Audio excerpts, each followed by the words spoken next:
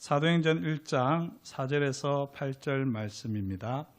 하나님의 말씀을 경청하여 주십시오. 사도와 함께 모이사 그들에게 분부하여 이르시되 예루살렘을 떠나지 말고 내게서 들은 바 아버지께서 약속하신 것을 기다리라. 요한은 물로 세례를 베풀었으나 너희는 몇 날이 못되어 성령으로 세례를 받으리라 하셨느니라.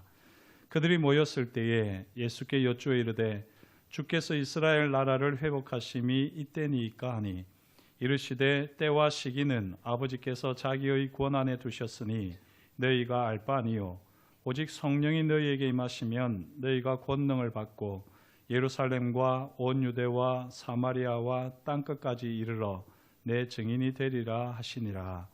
아멘. 이 말씀으로 함께 은혜를 나누겠습니다. 먼저 기도합니다. 하나님 아버지, 세상에 속한 모든 것들을 십자가 앞에 내어놓고 오직 주님의 말씀 앞에 씁니다. 이 시간 주님의 말씀으로 우리 가운데 역사해 주셔서 우리의 지치고 상한 마음, 또 우리의 깨어진 심령을 주님이 만져주시는 가운데 온전히 회복되어지는 복된 시간 되게 하여 주옵소서. 말씀을 전하는 사람이나 말씀을 듣는 사람이나 다 주님 안에서 하나 되게 하옵시고, 부족한 사람의 죄와 허물은 십자가 보혈로 덮어주옵시고, 오롯이 주님만이 나타나시는, 주님의 말씀만이 들려지는 복된 시간 되게 하여 주옵소서. 모든 것을 감사드리오며 예수님의 이름으로 기도드립니다. 아멘. 혹시 저희 신부교회는 어느 교단에 속했는지 아십니까? 저희 교회는요, 대한예수교 장로회 통합교단에 속해 있습니다. 이 통합교단 지금 109회기를 이제 보내고 있는데요. 이 109회기 총회 주제가 성령의 능력으로 부흥하는 교회입니다. 주제가 좀 진부하다는 생각이 들지 않습니까? 저는 딱 이 주제를 들었을 때 내가 왠지 중학교 때 꼭 한번 봤던 주제 같은 그런 생각이 들었습니다. 조금 진부하다는 생각이 들기도 하지만요, 지금은 그 어느 때보다도 교회의 부흥이 시급한 때입니다. 우리 교단 성도 수가 한 해 동안 대략 30만 명 정도 줄었다고 합니다. 이 30만 명이라고 하면 피부에 별로 와닿지 않을 수도 있는데요, 우리 교단에 있는 교회가 9,700개 정도의 교회인데요, 이 교회 중에 70%의 교회는 성도가 100명이 안 됩니다. 교회가 100명 정도 되면요, 우리 교단에서는 그래도 30% 안에 듭니다. 저희 교회 같이 200명 정도 되는 교회가 20% 안에 드는, 저희 교회는 20% 안에 드는 그런 교회인데요, 이렇게 교단 내에 30% 안에 드는 기준이 100명인데 이 100명 성도로 있는 교회로 치게 되면요, 30만 명이 줄었다는 것은 3,000교회 교회가 사라졌다는 말입니다. 엄청난 일 아니겠습니까? 지금은 그 어느 때보다도 성령의 능력으로 교회가 부흥하기를 소망해야 할 때입니다. 그렇다면 이 교회의 부흥을 이끄는 성령의 능력은 구체적으로 무엇이겠습니까? 그 해답을 오늘 말씀에서 우리는 찾을 수 있습니다. 오늘 말씀을 영어 성경 킹 제임스 버전으로 보게 되면 능력에 해당하는 파워라고 하는 단어가 2번 등장합니다. 먼저 7절, 이르시되 때와 시기는 아버지께서 자기의 권한에 두셨으니 너희가 알 바 아니요 할 때 이 권한이 영어로 파워로 되어 있습니다. 8절, 오직 성령이 너희에게 임하시면 너희가 권능을 받고 예루살렘과 온 유대와 사마리아와 땅끝까지 이르러 내 증인이 되리라 하시니라. 여기 권능이 영어로 파워로 되어 있습니다. 영어로는요, 모두 파워라고 되어 있지만 우리 성경은 권한, 권능으로 구분을 했습니다. 왜 이렇게 했을까? 사실 헬라어 성경을 보게 되면 두 단어가 구분이 되기 때문입니다. 7절의 권한은 이 헬라어로 엑수시아라고 하는 단어를 쓰고 있습니다. 그리고 8절에 권능이라고 하는 데는요, 두나미스라고 하는 단어를 쓰고 있습니다. 다 영어로는 파워지만 그러나 이 헬라어로는 구분이 가는 거죠. 그렇다면 이 엑수시아와 두나미스의 차이는 무엇일까? 제가 전에 섬기던 이제 교회 유용호 목사님께서 아주 재미있는 예를 들어주셨는데요. 이 고난과 권능, 엑소시아와 두나미스를 구분하는 예는 이것입니다. 경찰이 딱 이렇게 보고 있는데 저 멀리서 아주 거대한 덤프 트럭이 달려오는 겁니다. 질주하는 겁니다. 질주. 예, 마치 미친 사람이 운전하는 것처럼 질주해 오면서 모든 법규를 어기니까 그때 경찰이 어떻게 할까요? 호루라기를 삐 불면서 경찰 배지를 착 드는 거죠. 그러면 저 덤프 트럭이 어떻게 하죠? 끼익 하면서 서게 됩니다.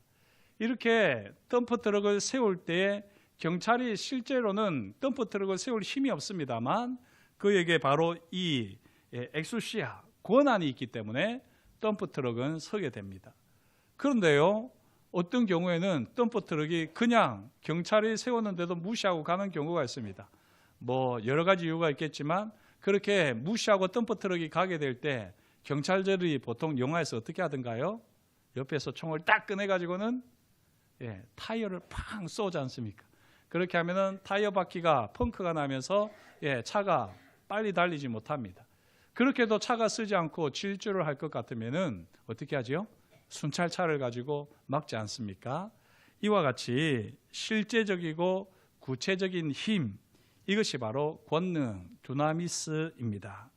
성령의 능력은요, 7절의 권한, 엑소시아가 아니라 8절의 권능, 두나미스입니다.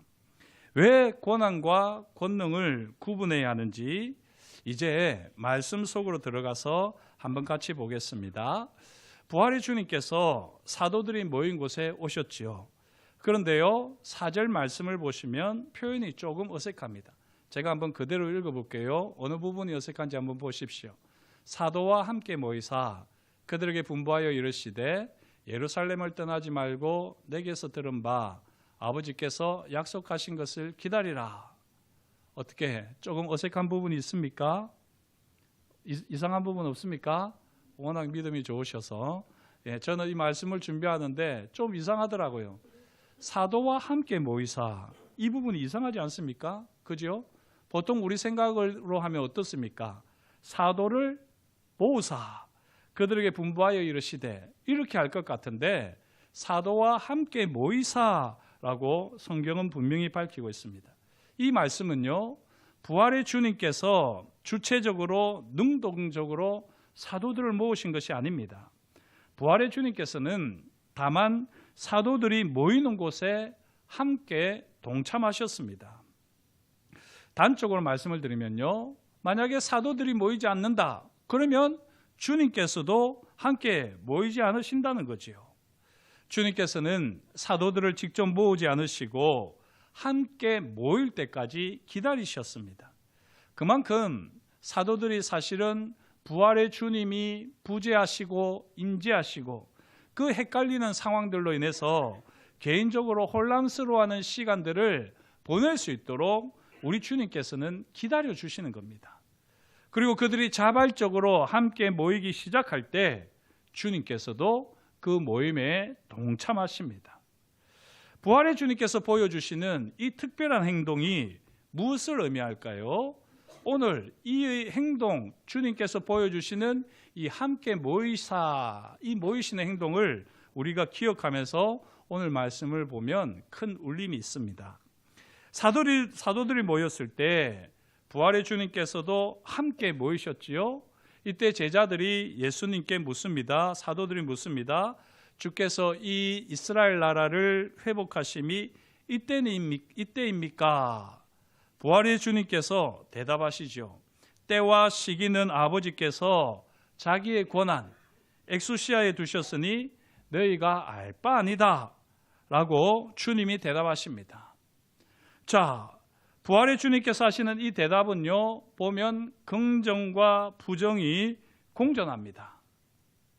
주님께서 이스라엘 나라를 회복하시는 것은 맞는 말일까요? 틀린 말일까요? 만약에 주님께서 이스라엘 나라를 회복하시는 것이 틀린 말이라면 주님께서는 아니다. 이스라엘 나라를 회복하시는 분은 내가 아니라 아버지시다 라고 분명히 밝히셨을 겁니다. 하지만 그렇게 주님은 말씀하시지 않으셨거든요.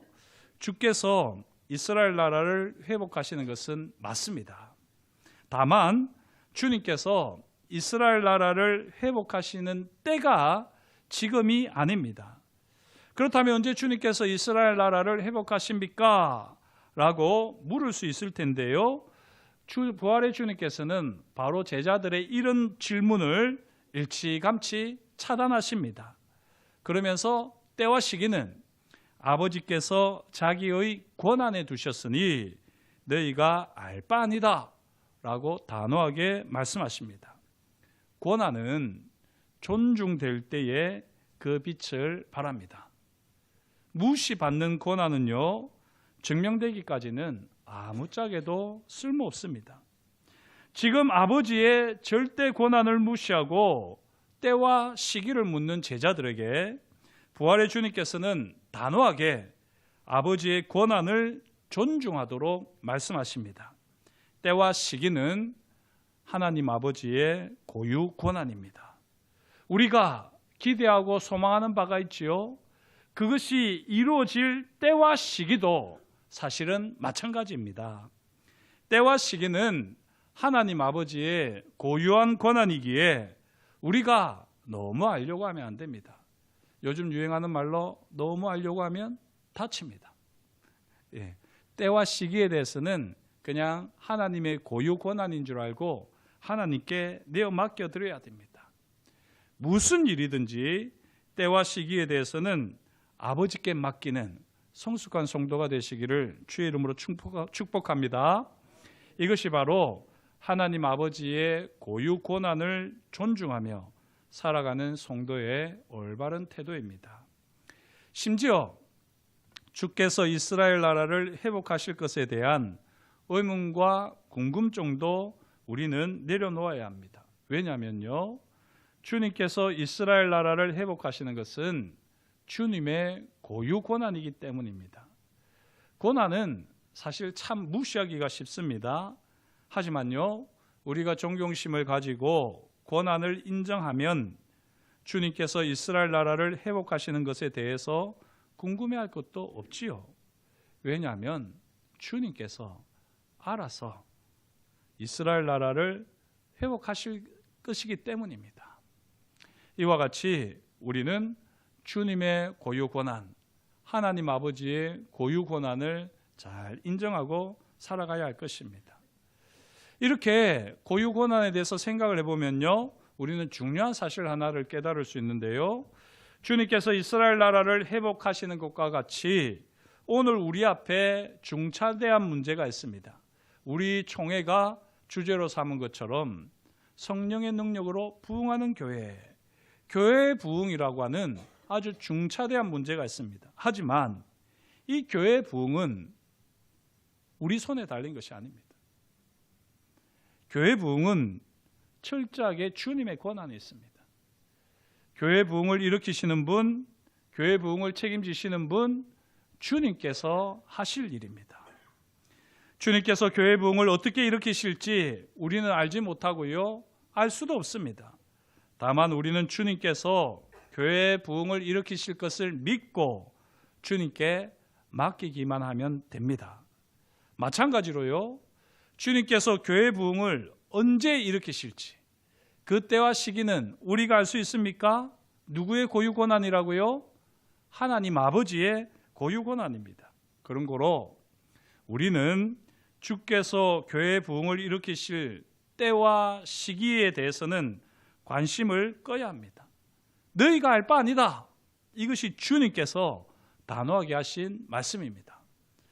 자, 그렇다면 도대체 우리는 무엇에 관심을 가져야 합니까? 그렇다면 도대체 우리는 무엇을 주님께, 아버지께 구해야 한단 말입니까? 이런 질문이 생기는데요, 오늘 말씀을 통해서 보게 되면 오늘 말씀에서는요, 우리가 구할 것이 아무것도 없습니다. 다만 관심을 가져야 할 것이 있습니다. 그게 무엇이냐? 바로 아버지의 약속입니다. 예루살렘을 떠나지 말고 내게서 들은 바 아버지께서 약속하신 것을 기다리라. 기도하라는 것도 아닙니다. 아버지께서 약속하신 것을 기다리라. 아버지의 약속이 성취될 장소에서 끈덕지게 인내하며 기다리기만 하면 된다는 거지요. 모든 일은, 사실 모든 일은 하나님 아버지의 약속을 기다리는 것으로부터 시작됩니다. 신앙뿐만이 아니라 우리가 하나님을 아버지로 믿는다고 하면요, 우리가 하는 모든 일은 하나님 아버지의 약속을 기다리는 것으로부터 시작되어야 합니다. 그러면 그때 하나님께서 하나님의 일들을 행하여 주십니다. 사랑하는 성도 여러분, 무엇을 하시든지 먼저 하나님의 약속을 기다리시는 신실한 성도가 되시기를 주의 이름으로 축복합니다. 자, 그렇다면 우리가 끈덕지게 인내하며 기다려야 할 아버지의 약속은 무엇일까요? 오늘 말씀을 보니까 몇 날이 못되어 성령으로 세례를 받으리라. 성령으로 세례를 받는 것, 이것이 바로 아버지의 약속입니다. 이것이 오늘 우리가 가져야 할 유일한 관심입니다. 교회 부흥, 주님께 달려 있습니다. 그 교회 부흥이 언제냐? 하나님의 고유 권한입니다. 우리가 교회 부흥에 대해서는 사실은 내려놓고 우리가 해야 할 것은 바로 성령의 능력, 성령께서 우리 가운데 능력으로 임하시는 것을 우리가 관심을 가지고 이것을 기도해야 합니다. 뿐만 아니라 우리의 매사가 다 그렇습니다. 모든 일을 하시면서 먼저 성령님을 구하십시오. 성령님께서 임하시기를 구하십시오. 이것이 하나님께서 우리에게 주신 약속이기도 합니다. 2000년 전에 이제 교회가 시작되면서 성령이 오는 것이 하나님의 약속이었구나. 2000년 전이기도 하지만요, 오늘 우리 삶의 자리에서도 성령 없이 우리가 일을 하게 되면 고달픕니다. 힘이 듭니다. 지칩니다. 그러다 보면 결국에는 실패로 끝이 날 수밖에 없습니다. 하지만 하나님의 약속으로 성령을 먼저 보내실 줄 믿고 성령을 기다리며 성령의 능력으로 우리가 모든 일을 행하게 될 때 그 가운데 하나님의 놀라운 역사가 있을 줄 믿습니다. 그러면 어떻게 성령으로 세례를 받습니까? 이런 질문을 하는 것은요, 사실은 어리석은 질문, 의문이지요. 왜 그렇습니까? 아버지께서 약속을 하셨기 때문에, 아버지의 약속은 반드시 성취되기 때문입니다. 우리가 할 일이라고는 함께 모여서 아버지께서 약속하신 성령을 기다리기만 하면 됩니다. 몇 날이 못되어 성령으로 세례를 받는 것, 이것은요, 하나님의 약속이기 때문에 반드시 이루어질 일입니다. 또한 성령으로 세례를 받으면 반드시 이루어질 일이 하나 더 있습니다. 그게 오늘 말씀에 나오는데요. 무엇이지요? 성령으로 세례를 받으면 반드시 이루어질 일은 바로 권능을 받습니다. 권능은 실제적이고 구체적인 능력, 파워라고 말씀을 드렸는데요.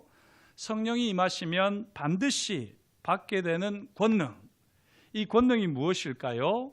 오늘 말씀 8절을 보시면 아시겠지만, 오직 성령이 너희에게 임하시면 너희가 권능을 받고 내 증인이 되리라 말씀합니다.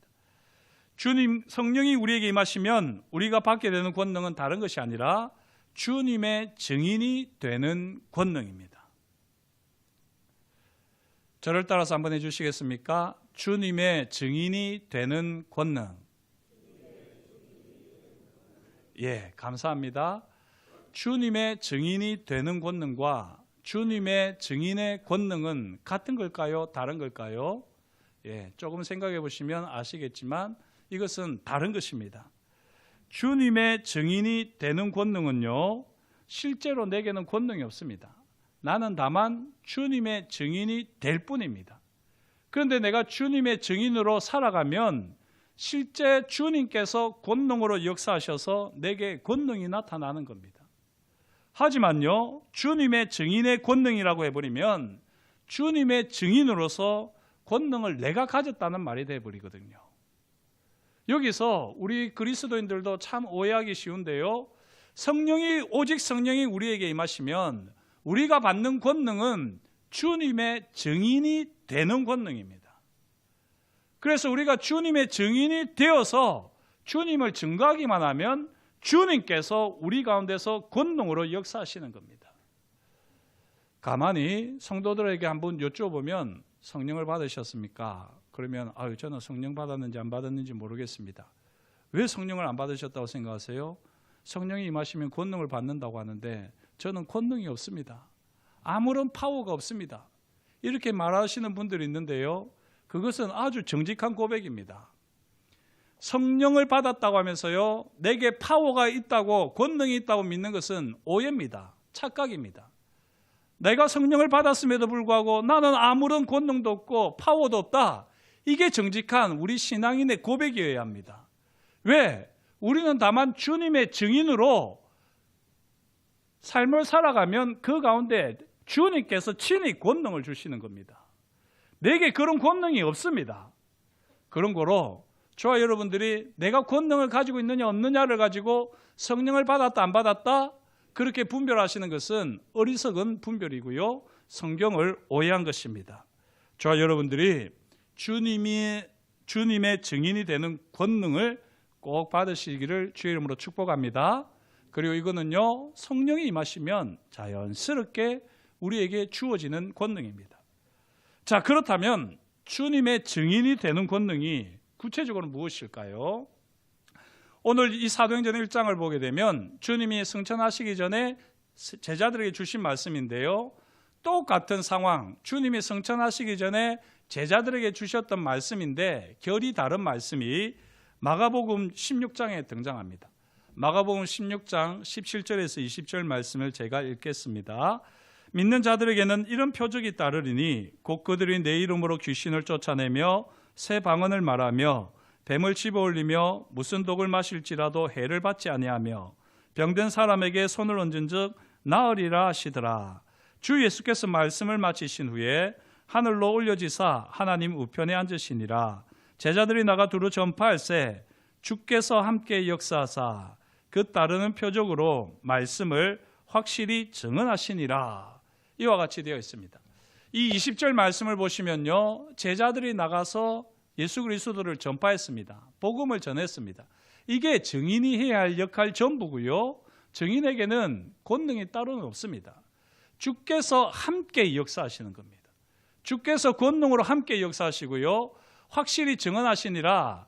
이게 가만히 보면 제자들이 증언한 것처럼 되어 있지만요, 헬라어 성경을 보게 되면 증언하다라고 하는 동사가 단수로 되어 있습니다. 제자들이라고 하는 복수로 되어 있지 않고 확실히 증언하시는 분은, 말씀으로 확실히 증언하시는 분은 예수님이십니다. 우리는 그냥 복음을 전하기만 하면, 증인의 삶을 살기만 하면 주께서 우리와 함께 하시면서 권능으로 역사하시고요, 그 다음에 권능으로 말씀을 확실히 증언하십니다. 주님의 증인이 되는 권능은요, 네 가지 표적으로 나타나지요. 자, 여기서 한번 보십시오. 네 가지 표적을 믿는 자들이 행합니까? 아니면 표적이 따릅니까? 표적이 따른다고 했지 않습니까? 믿는 자들이 표적을 행하는 게 아니에요. 믿는 자들이 그냥 주님의 말씀에 순종해서 복음을 선포하고 예수 그리스도를 높이면 표적이 따르는 것입니다. 실제 권능은 주님과 함께 역사하심입니다. 자, 주님의 증인이 되는 권능 네 가지 표적. 첫째, 예수 그리스도의 이름으로 귀신을 쫓아냅니다. 오해하지 마십시오. 내게 귀신을 쫓아내는 권능이 있습니까? 없습니까? 없습니다. 있다고 하시면 큰일 나요. 귀신이 달라들면 어쩌려고 그러십니까? 예수 그리스도의 이름으로 귀신을 쫓아내는데요, 우리는 예수 그리스도의 이름을 선포하면 주님께서 권능으로 귀신을 쫓아내 주십니다. 새 방언을 말하는 것, 내가 방언을 하는 것 같지요? 그렇지 않습니다. 주님께서 우리로 하여금 새 방언을 하게 하십니다. 나는 그냥 주님께 기도를 드리고 싶은데 주님께서 새 방언을 하게 하시는 겁니다. 뱀을 집어올리며 무슨 독을 마실지라도 해를 받지 않습니다. 우리가 독사에게 물렸을 때 해를 받지 않을 권능이 있을까요? 끼었다 깨도 우리는 그런 권능이 없습니다. 그런 권능이 있는 줄 알고 독사에게 손 내밀었다가 죽을 수도 있습니다. 그런 어리석은 일을 해서는 안 됩니다. 주님께서 설령 우리가 독사에게 물릴지라도 해를 받지 않도록 권능을 베풀어 주시는 겁니다. 권능으로 역사하시는 겁니다. 넷째, 병든 사람에게 손을 얹은 적 사람이 낫지요? 내게 치유의 권능이 있는 것 같습니까? 착각입니다. 오해입니다. 오직 우리는 믿음으로 순종할 뿐이고 주님께서 권능으로 병든 자를 낫게 하십니다. 어떻게 이런 증인이 되는 권능이 나타납니까? 부활의 주님께서 하나님 우편에 앉으셔서 증인의 사역을 지켜보시는 거죠. 그러고는요, 증인들이 모인 곳에 4절 말씀에 함께 모이사, 주님이 함께 모이신다고 하셨잖아요. 그 4절 말씀처럼 그렇게 주의 복음을 주님의 증인으로 살아가면 주님께서 그곳에 함께 모이셔가지고 함께 역사하시고 직접 권능으로 말씀을 확실히 증언하십니다. 주님의 증인이 되는 권능은요, 함께 하시는 주님의 역사로 분명해지는 겁니다. 사랑하는 성도 여러분, 저와 여러분들에게 아무런 권능이 없다고, 파워가 없다고 실망하지 마십시오. 그게 진짜 그리스도인입니다. 가짜 배기들이 자기들이 무슨 권능이나 있는 것처럼, 파워가 있는 것처럼 이야기하는데요, 바울도 뭐라고 했습니까? 자기가 가장 약할 때 가장 강하다고 했지 않습니까? 자기가 아무런 권능도 파워도 없을 그때에 실제로 주님의 파워를, 권능을 경험했다고 고백하는 겁니다. 주님의 증인이 되는 권능을 명심하시면서요, 다시 한번 8절 말씀을 우리가 보겠습니다. 실제로 헬라어 성경과 비교해 보면 한글 성경에는 첨가된 문구가 있습니다. 언뜻 보기에는요, 굳이 있어야 할 이유가 없는데 라는 생각이 드는데요, 어떤 문구일까요? 자, 헬라어 성경을 그냥 직역을 하면 이렇습니다. 오직 성령이 너희에게 임하시면 너희가 권능을 받고 예루살렘과 온 유대와 사마리아와 땅끝까지 내 증인이 되리라. 이렇게 주님이 말씀하셨습니다. 헬라어 성경을 보면, 헬라어를 풀어보면. 그런데 우리 한글 성경에는요, 오직 성령이 너희에게 임하시면 너희가 권능을 받고 예루살렘과 온 유대와 사마리아와 땅끝까지 이르러 내 증인이 되리라. 이렇게 주님이 말씀하셨다는 거예요. 여기 이르러가 들어갔습니다. 들어가고 안 들어가고 차이가 있는데요, 이 차이를 알아야지 우리가 성경을, 말씀을 제대로 깊이 이해하는 것이라 할 수 있습니다. 저는요, 지금 한글 성경이 틀렸다라고 말씀드리는 것이 아닙니다. 저는 이 부분에서 우리 개역 개정 성경이 훨씬 탁월하다라고 말씀을 드리는 겁니다. 증인은 증언의 현장에 있어야 합니다. 증인은 증언의 현장에서 자신이 증거가 되어야 합니다. 그게 증인이거든요. 그렇지 않으면 증인은 증인으로서 효력과 가치가 전혀 없습니다. 제가 뭐 법을 잘 아는 건 아니지만 궁금해서 한번 인터넷으로 찾아봤는데요, 우리나라 법에 증인은 출석 요구를 받으면요, 반드시 출석해야 할 의무가 있습니다. 당신이 증인이니까 법정에 나오시오 라고 하면요, 귀찮아도 나가야 돼요. 싫어도 나가야 돼요. 만약에 증인이 출석에 불응할 경우에는 소송 비용과 과태료를 다 부담해야 한답니다.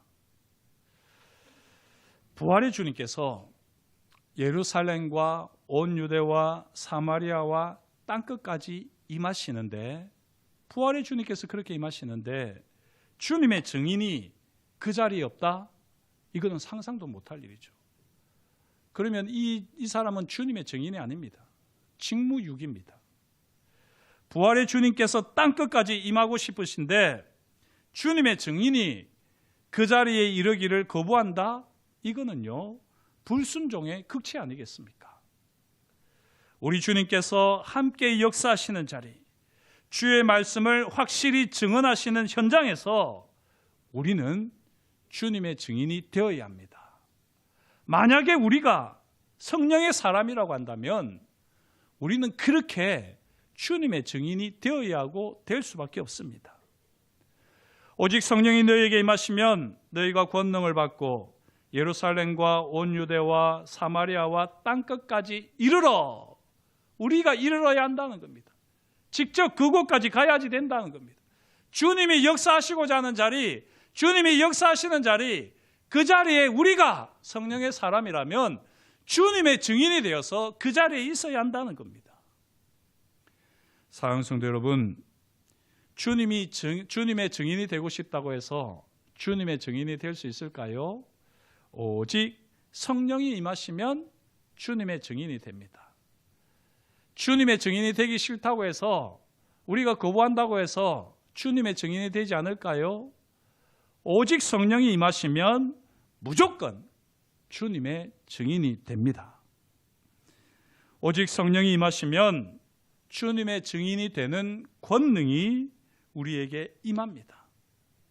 하늘 보좌에 계신 주님께서 성령의 사랑과 함께 역사하시고 말씀을 증언하시기 때문에, 다만 우리는 성령께서 주시는 감동을 따라 순종하며 주님이 가라고 하시는 그곳에 가서 담백하게 우리가 할 수 있는 만큼 삶으로 주님을 증언만 하면 그 다음에 권능은 주님께서 친히 역사하시는 가운데 부어주시는 겁니다. 저와 여러분들의 삶에 이 은혜가 있기를 축복합니다. 우리가 정말 성령의 사람이라고 한다면요, 주님의 증인이 되는 권능이 우리와 항상 함께 하십니다. 언제까지 주님의 증인이 되는 이 권능을 외면하고 무시하며 살아가시겠습니까? 그 사람은 결코 성령의 사람이라 할 수 없습니다. 기도하시겠습니다. 하나님 아버지, 주님께서 오늘도 저희에게 말씀하여 주시니 감사합니다. 하나님의 말씀을 따라 우리가 어떠한 사람이 되어야 할지를 알게 하여 주시니 더욱 감사드립니다. 성령 하나님, 우리 가운데 임하여 주셔서 오직 주님의 증인이 되는 권능을 날마다 새롭게 경험하게 하여 주옵소서. 우리에게는 권능이 없습니다. 우리에게는 이런 네 가지 표적이 전혀 없습니다. 그러나 성령께서 임하셔서 우리와 함께 하시며 하나님을 아바 아버지라 부르고 예수 그리스도의 십자가 은혜와 부활의 영광과 능력을 사모하며 나아갈진대, 우리의 삶의 자리마다 우리 주님께서 역사하시는 가운데 주님의 증인이 되는 권능들이 나타날 줄 믿습니다. 더욱더 이 권능을 통하여 하나님을 영화롭게 하는 성령의 사람, 예배자 되게 하여 주옵소서. 그렇게 우리 가운데 일하실 것을 인하여 감사드리오며 예수님의 이름으로 기도드립니다. 아멘.